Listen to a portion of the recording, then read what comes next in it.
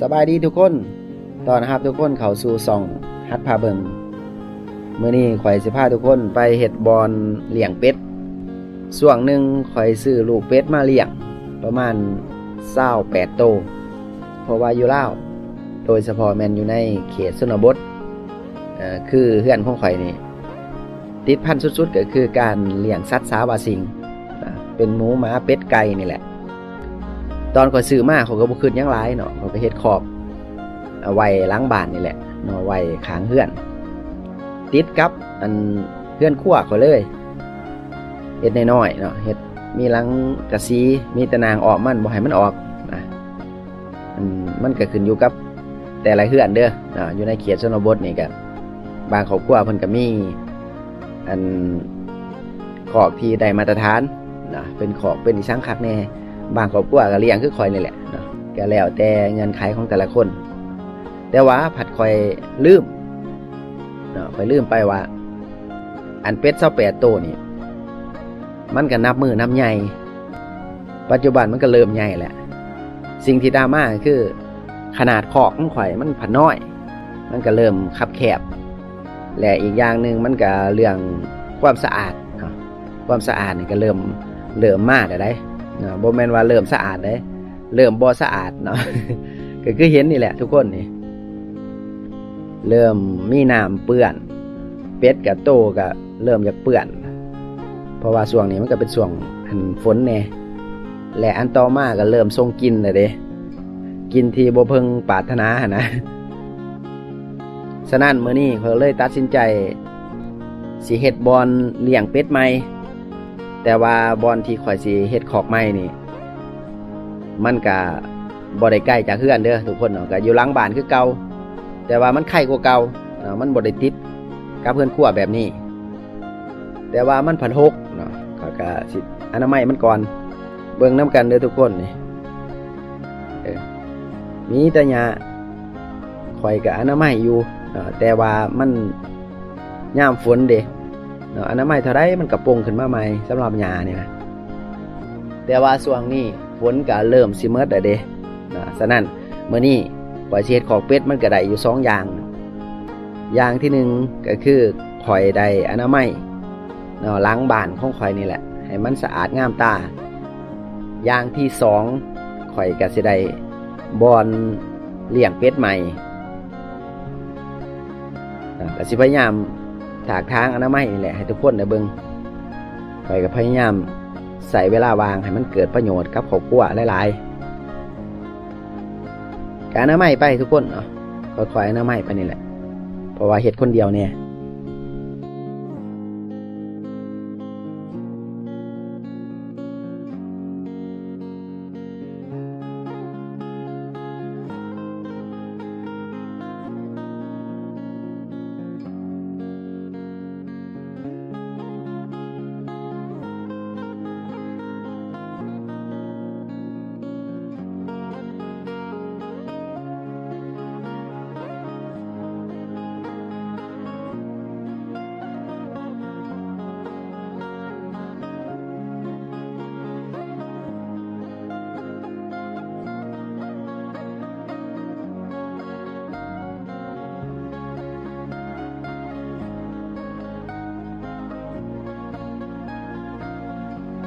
หลังจากอนามัยแล้วมีความแปลนแน่น้อยนึงนี่ขางอ่างขอยก็เอาฟืนมาไว้นี่ใหม่ต่อขอบตาน้ำมันนี่แหละเก็บมาห่มนะ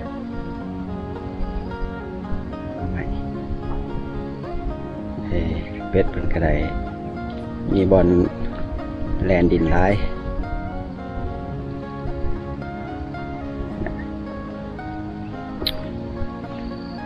ข่อยสิเฮ็ดบอนนี่แหละทุกคนข่อยสิเฮ็ดเป็นบอนค้างเป็ด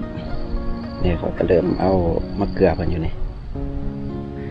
อนามัยได้ส่วนหนึ่งอันนี้ก็6เบิ่งการเปลี่ยนแปลงน้ำกันเด้อทุกคนนี่ขางอ่าง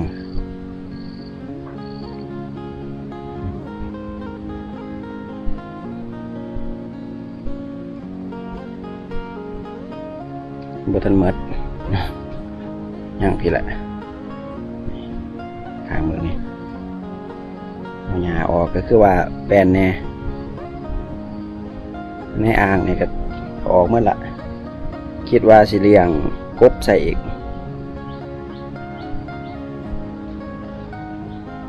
อ่างนี่2อ่างเด้อพี่น้องเอ้ยอ่างตัวนี้มันบ่อยากอยู่ปานใดมันจะแตกบ่แล้วเขาสิแปลง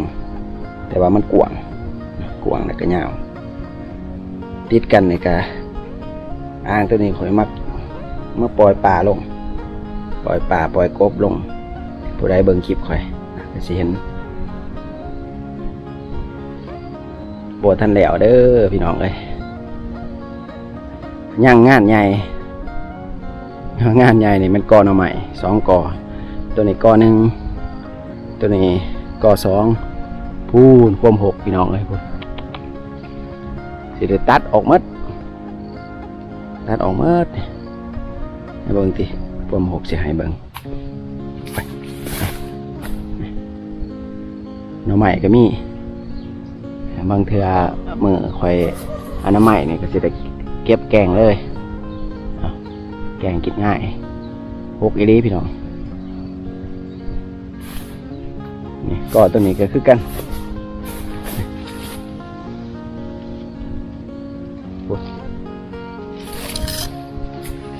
แต่ว่าอนามัยแล้วนี่มันเป็นจักซี่ส่วนนี้ก็หัวข่อยหมอมีตะนางมัดมีตะนางแล้วเพียงแต่บ่ได้อนามัยซื่ออนามัยแล้วมันก็กว้างเติบ